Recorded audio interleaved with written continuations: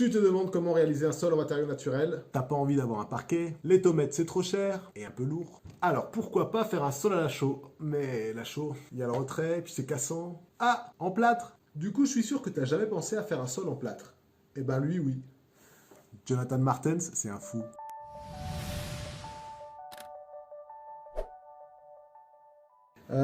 Jonathan, toi, on s'est mis en contact il y a quelques temps et je sais que tu étais sur un très beau chantier qui est maintenant terminé. Je vais mettre les photos en incrustation là, de sol en chaux plâtre.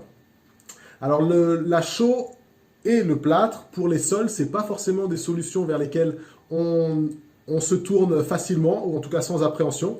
Le plâtre, ça tire vite, il faut vraiment se dépêcher de faire s'écouler. La chaux, elle est peut-être pas assez résistante, il y a des risques de retrait. Mélanger les deux, il faut savoir un petit peu comment on fait. Donc, quels sont tous les conseils que tu pourrais apporter à toutes les personnes qui sont en train de nous regarder en ce moment vis-à-vis de ça? Voilà, je parle trop, vas-y. Premièrement, il faut savoir que ça fait 2 ans que j'étudie les formules pour sol en plâtre chaud, à l'occurrence. Il existe des plâtres traditionnels avec ce qu'on a fait toujours du plâtre à plancher.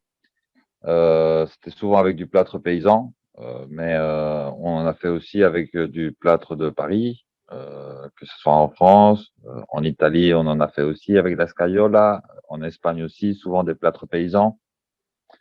Donc, bon, il faut savoir que on a tendance à penser que le plâtre, ce n'est pas dur. Mais lorsqu'on a un plâtre naturel, on se rend compte que c'est quand même très, très costaud. Donc, bon, voilà, ça a été un chantier assez mouvementé. C'était un chantier assez mouvementé. On a eu un problème parce qu'on avait pris un plâtre paysan et bon, ben, le plâtre paysan, ça peut vachement varier.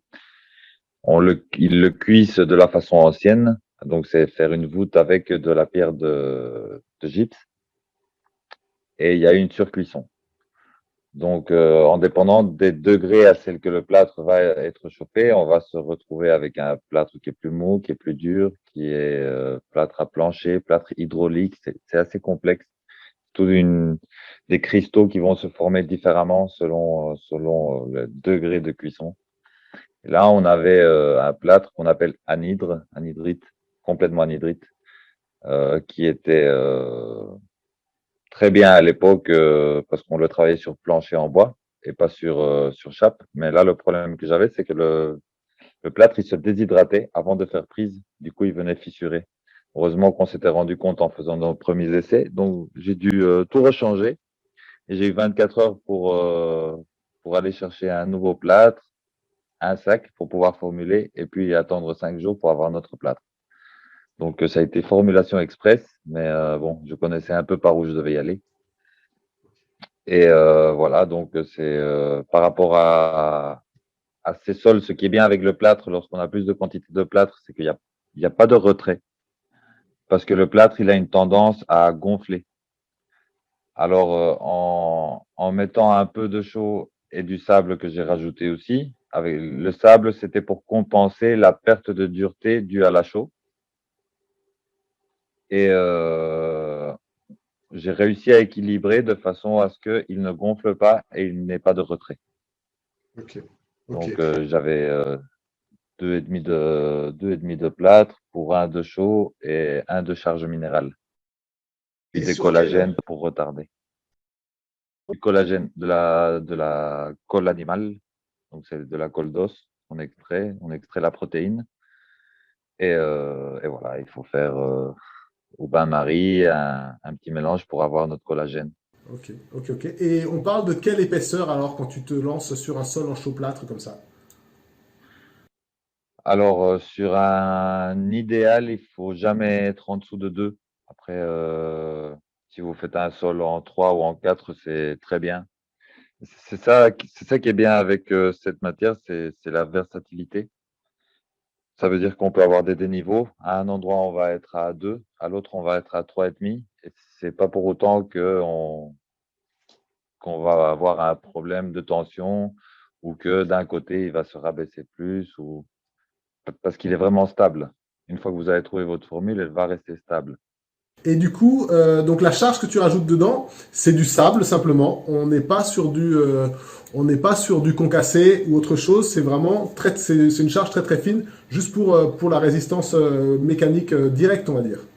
Là, elle était même pas fine. Là, j'ai pris un sable de rivière qui allait jusqu'à 5 millimètres. Et j'ai fait quelque chose que je ne le referai pas forcément en 2 centimètres, c'est de rajouter un tout petit peu de gravier. Ça a été super parce que ça nous a donné beaucoup de dureté, beaucoup, beaucoup de dureté. Euh, mais voilà, si on met du gravier, il faut au moins être en 3, sinon ça peut se compliquer par moment. On a eu de la chance, j'avais une bonne équipe d'artisans ensemble et on n'a pas eu de soucis, mais on s'est dit, bon, ok, pour la prochaine fois, ça, on fera peut-être pas comme Ok, ça. ok. Donc du coup, comme tu me disais, là on parle pas de chaud plâtre, on parle de plâtre chaud. C'est de la chaux qui vient adjuventer le plâtre pour retarder la prise avec en plus la colle d'os.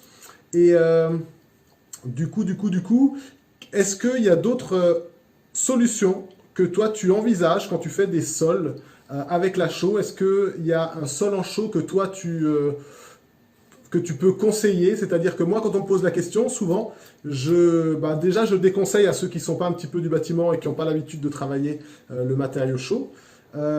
Ensuite, j'envoie plutôt sur de la NHL 5 parce que finalement, pour éviter un petit peu le retrait, pour garantir la solidité et tout ça. Alors, ou de la NHL 5 ou bien de la chaux coupée avec du ciment pronce, ce qui est peut-être ce qui est un petit peu mieux.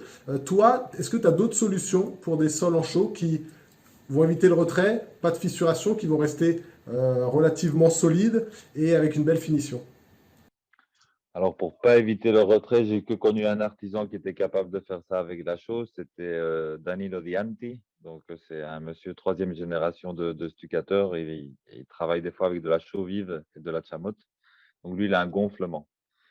Euh, Finalement, à partir du moment où on va travailler avec de la chaux, il y aura toujours un peu de retrait.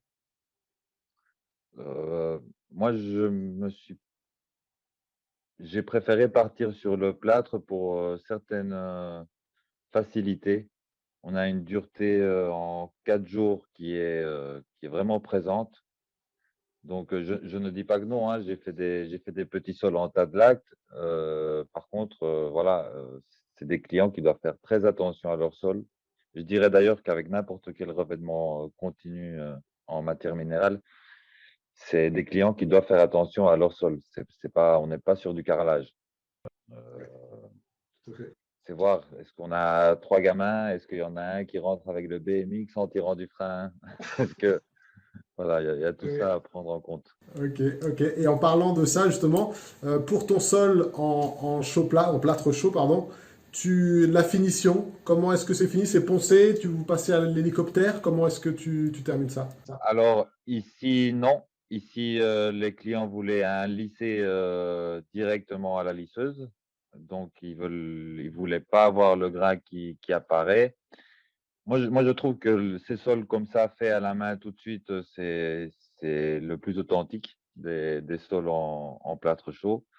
Et à moi, ça me plaît. On peut avoir des petits endroits où il y a un mouvement qui se fait, parce que bien sûr, on n'est pas des machines, mais ça lui donne partie de son charme.